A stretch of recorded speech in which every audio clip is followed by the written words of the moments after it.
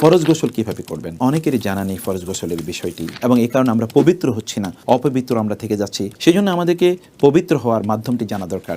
প্রথমত আমাদেরকে যে কাজটি করতে হয় তা হলো নিয়ত করতে হবে আমাদেরকে। যেহেতু এটি একটি ফরজ গোসল, এই জন্য আপনাকে নিয়ত করে নিতে হবে।